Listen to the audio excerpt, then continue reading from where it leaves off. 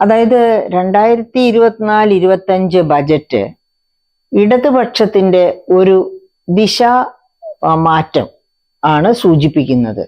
അതായത് plan A, അതായത് ബജറ്റിൽ അവതരിപ്പിച്ച കാര്യങ്ങൾ കേന്ദ്രത്തിന്റെ അവഗണന മൂലം നടപ്പാക്കാനായില്ലെങ്കിൽ പ്ലാൻ ബിയിലേക്ക് മാറും എന്ന ഒരു അഭിപ്രായ പ്രകടനത്തോടു കൂടിയാണ് ഈ ബജറ്റ് നമ്മുടെ ധനമന്ത്രി അവതരിപ്പിച്ചത്. അപ്പൊ എന്താണ് ഈ പ്ലാൻ ബി? അതറിയാൻ വേണ്ടി ചെകഞ്ഞ് നടന്നപ്പോഴാണ് 2022 ഇവരുടെ, അതായത് ഇടതുപക്ഷത്തിന്റെ സെക്രട്ടേറിയറ്റ് നടത്തിയ ചിന്തൻ ശിബിരം ആയിരിക്കാം, എന്ത് ശിബിരമാണെന്ന് എനിക്ക് അറിഞ്ഞുകൂടാ.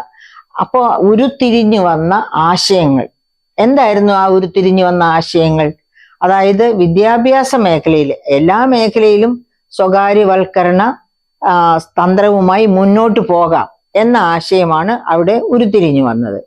അങ്ങനെ ഉരുത്തിരിഞ്ഞു വന്ന ആശയത്തിന്റെ പേരിൽ, അതായത് പ്രത്യേകിച്ചും എഡ്യൂക്കേഷൻ സെക്ടർ, ആദ്യം ഈ സ്വകാര്യവൽക്കരണം വിദ്യാഭ്യാസ മേഖലയിൽ തുടങ്ങുക, പിന്നെ മറ്റു മേഖലകളിലേക്ക് പതുക്കെ അത് സംക്രമിക്കട്ടെ എന്ന രീതിയിലാണ് അവിടെ ചിന്തകൾ നടന്നത് എന്നാണ് അന്നത്തെ പത്ര റിപ്പോർട്ടുകളിൽ നിന്ന് മനസ്സിലാകുന്നത്.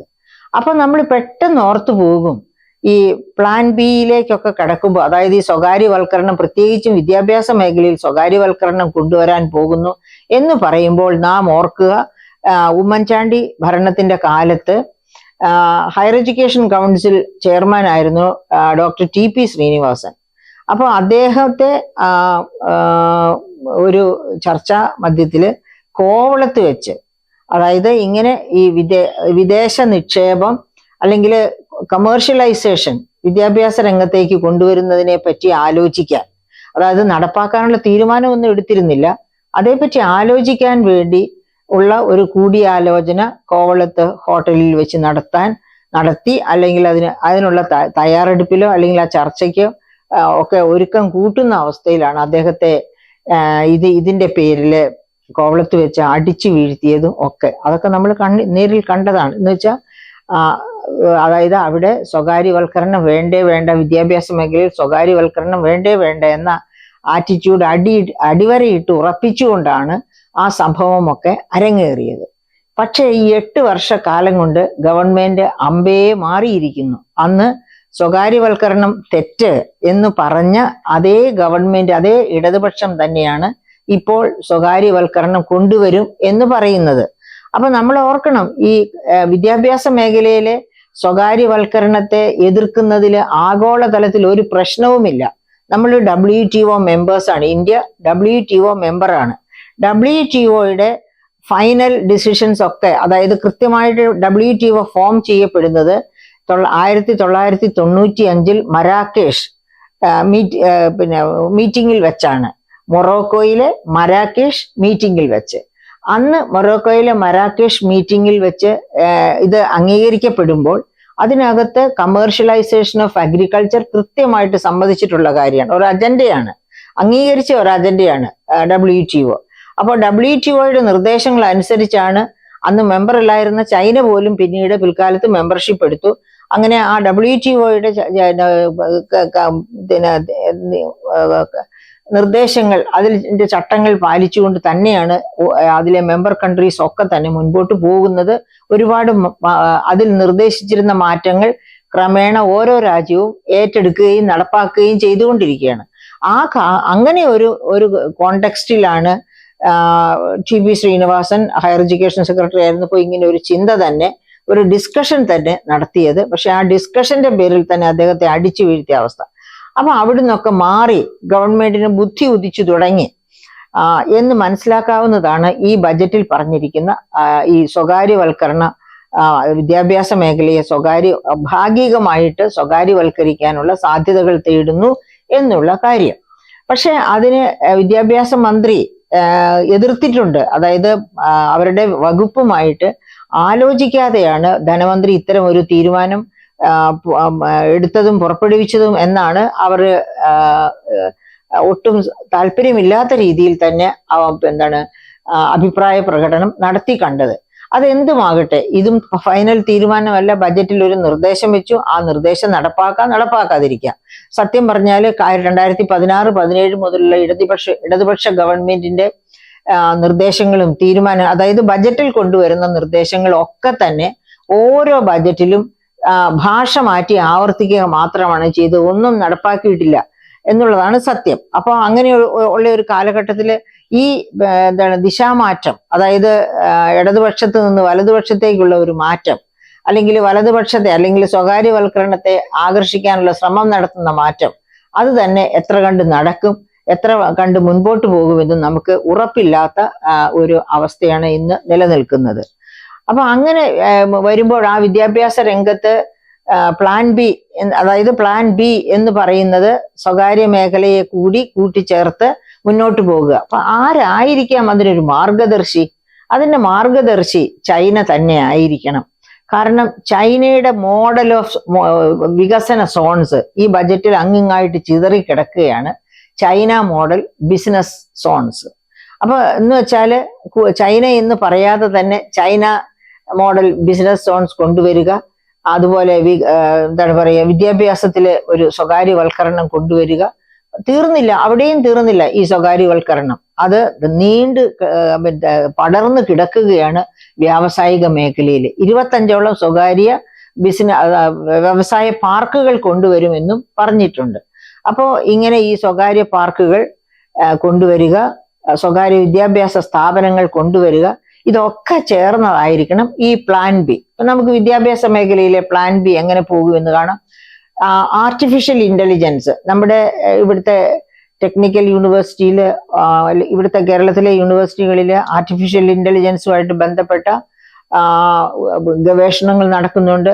പുതിയ കണ്ടുപിടുത്തങ്ങൾ ഉരുത്തിരിഞ്ഞ് വരുന്നുണ്ട്.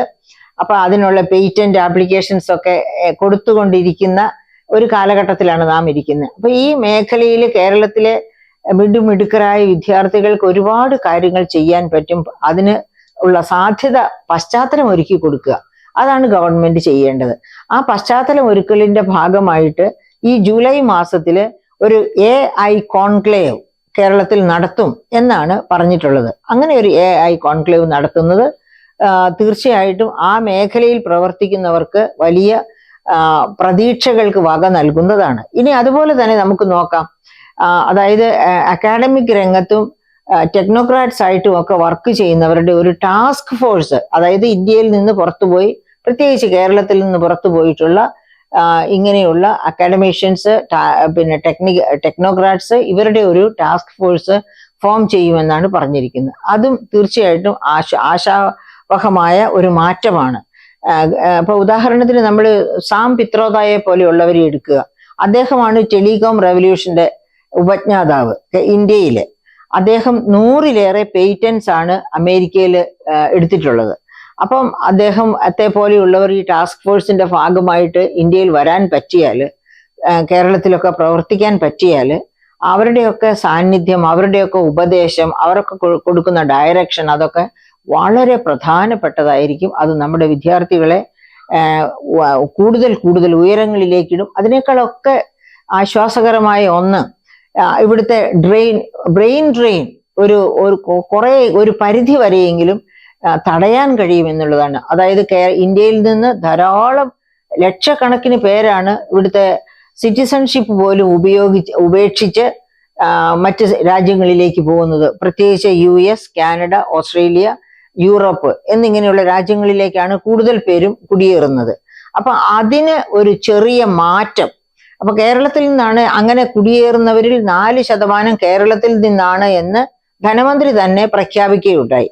അപ്പൊ അത്തരം ഒരു സാഹചര്യത്തില് നമ്മൾ ഇങ്ങനെ ഒരു വിദേശ സർവകലാശാലകളുമായിട്ടുള്ള ഒരു ലിങ്ക് ഉണ്ടായാൽ അത് തീർച്ചയായും, അതുപോലെ തന്നെ ഓക്സ്ഫോർഡ് യൂണിവേഴ്സിറ്റിയുമായിട്ട് നമ്മുടെ സാങ്കേതിക സർവകലാശാലയ്ക്ക്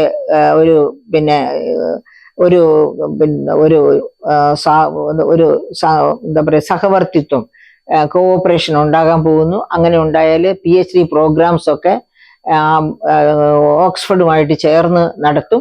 അങ്ങനെയൊക്കെ ജയിച്ചു വരുന്ന, അതിൽ മികവ് തെളിയിച്ചു വരുന്നവർ 3 വർഷത്തെ സേവനം ഇവിടെ കേരളത്തിൽ കൊടുക്കണം എന്ന ഒരു നിബന്ധന വയ്ക്കും എന്നൊക്കെയാണ് ബജറ്റിൽ പറഞ്ഞിരിക്കുന്നത്. അപ്പൊ ഇതൊക്കെ തന്നെ നല്ല ചുവടുവയ്പായിട്ട് തന്നെ നമുക്ക് കാണാൻ പറ്റൂ. കാരണം ഇപ്പോൾ തന്നെ 11 ലക്ഷത്തിലധികം രമ്യഹർമ്മ്യങ്ങളാണ് പ്രവാസികളുടെ പണം കൊണ്ടും ഒക്കെ പണിതിട്ട് വെറുതെ ഒഴിഞ്ഞു കിടക്കുന്നത്. അതായത് ഹോണ്ടഡ് ഹൗസ് ആയിട്ട്, പ്രേതാലയങ്ങളായിട്ട് കിടക്കുന്നത്, അല്ലെങ്കിൽ നമുക്ക് പറയാം ഭാർഗവി നിലയങ്ങളായിട്ട് കിടക്കുന്നത്. അപ്പൊ അങ്ങനെയൊക്കെയുള്ള ഒരു സാഹചര്യത്തിൽ, അത് മാത്രവുമല്ല, കേരളത്തിന്റെ പോപ്പുലേഷന്റെ പ്രായം നോക്കുക, 60+, 18% പേര് 60+ ആണ്. അതേസമയത്ത് ഓൾ ഇന്ത്യ തലത്തില് 7% പേരാണ് 60+. അങ്ങനെ ഒരു വൃദ്ധ കേരളം, നമ്മുടെ മുൻപിൽ ഒരു വൃദ്ധ കേരളം തെളിഞ്ഞു വരികയാണ്. ഈ വൃദ്ധ കേരളത്തെ യൗവനയുക്ത കേരളമാക്കി മാറ്റണം എന്നുണ്ടെങ്കിൽ ഒരുപാട് മാറ്റങ്ങൾ സാമൂഹ്യ രംഗത്ത്, വിദ്യാഭ്യാസ രംഗത്ത് ഒക്കെ അനിവാര്യമാണ്. അങ്ങനെ ഉള്ള ഒരു സാഹചര്യത്തിൽ ഈ ചുവടുവയ്പ് ശക്തമായി തുടരുകയാണെങ്കിൽ അത് അത്തരം ഒരു തിരിച്ചുവരവിന്, കേരളത്തിന്റെ ഒരു തിരിച്ചുവരവിന്, അതായത് ഈ കൊച്ചു കേരളത്തിലേക്ക് വരാൻ, ഈ കൊച്ചു കേരളം വിട്ടുപോകുന്നവർക്ക് താല്പര്യം തോന്നുന്ന ഒരു സാഹചര്യം സൃഷ്ടിക്കാൻ സഹായിക്കുമെന്ന് പ്രത്യാശിക്കാം. അതുകൊണ്ട് ഈ ചുവടുമാറ്റം, ഈ പ്ലാൻ ബി എഡ്യൂക്കേഷൻ മേഖലയിൽ തുടങ്ങട്ടെ.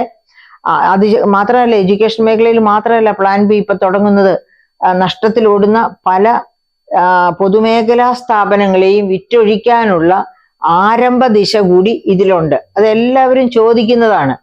പൊതുമേഖലാ സ്ഥാപനങ്ങൾ, നഷ്ടത്തിലോടുന്ന പൊതുമേഖലാ സ്ഥാപനങ്ങളെ എന്തിന് ഗവൺമെന്റ് ചുമക്കണം? കാരണം ഗവൺമെന്റ് അത്തരം സ്ഥാപനങ്ങളെ ചുമക്കുമ്പോൾ യഥാർത്ഥത്തിൽ ആരുടെ ചുമലിലാണ് ആ ഭാരം ചെന്ന് വീഴുന്നത്? സാധാരണ നികുതിദായകന്റെ, ഭിക്ഷക്കാരൻ തൊട്ടുള്ള നികുതിദായകന്റെ തോളിലേക്കാണ് അത്തരം വെറും ഡെഡ് വെയിറ്റ് ഭാരം ചെന്നെത്തുന്നത്. കാരണം ബജറ്റിൽ പണം വക കൊള്ളിച്ചാണ് നഷ്ടത്തിലോടുന്ന പൊതുമേഖലാ സ്ഥാപനങ്ങളുടെ കടത്തിന് പലിശ കൊടുക്കുന്നത്, ശമ്പളം കൊടുക്കുന്നത്, അങ്ങനെയുള്ള സർവ്വ ചെലവുകളും നടത്തുന്നത്. അപ്പൊ അത്തരം സാഹചര്യത്തിൽ അവയെ വിറ്റഴിക്കുക എന്നുള്ളതും ഈ പ്ലാൻ ബിയിൽ ഉണ്ടാവട്ടെ എന്ന് തന്നെ നമുക്ക് പ്രത്യാശിക്കാം. അങ്ങനെ പ്ലാൻ ബി എന്ന് പറഞ്ഞാൽ കേരളീയർ ഭയക്കേണ്ട ഒന്നല്ല എന്ന് തന്നെ നമുക്ക് മനസ്സിലാക്കാം. ഇത് ഒരു സ്വകാര്യവൽക്കരണ, ഒരു ദിശമാറ്റ പ്രക്രിയയുടെ ആരംഭമാണ്. അത് ഇന്നത്തെ ലോകത്ത് ആർക്കും, അതായത് സമസ്ത സാധന സേവനങ്ങളും ഗവൺമെന്റ് കൊടുക്കുക എന്ന് പറയുന്നത് മൗഢ്യമാണ്. ഗവൺമെന്റ് കൊടുക്കേണ്ടത് ശക്തമായ ഭരണമാണ്. അതായത് ലോ ആൻഡ് ഓർഡർ, നിയമസമാധാനം പാലിക്കുക, ഡിഫൻസ്, സെക്യൂരിറ്റി കൊടുക്കുക രാജ്യത്തിന്, ജനങ്ങൾക്ക്. ബാക്കി ധർമ്മങ്ങളൊക്കെ സ്വകാര്യ മേഖല ചെയ്യട്ടെ. പണ്ട് അങ്ങനെ ആയിരുന്നു, വീണ്ടും അങ്ങനെ ആകുന്നതിൽ തെറ്റില്ല. പക്ഷെ ക്രമസമാധാനം നന്നായി പാലിക്കുക എന്നുള്ളത് വളരെ ശ്രമകരമായ ഒരു ദൗത്യമാണ് ഗവൺമെന്റിനെ സംബന്ധിച്ച്. അതിൽ ശ്രദ്ധയൂന്നട്ടെ. അങ്ങനെ നമ്മുടെ കേരളം ഈ പ്ലാൻ ബി ആണെങ്കിലും പ്ലാൻ എ ആണെങ്കിലും കുതിച്ചു മുന്നേറട്ടെ എന്ന് നമുക്ക് പ്രത്യാശിക്കാം.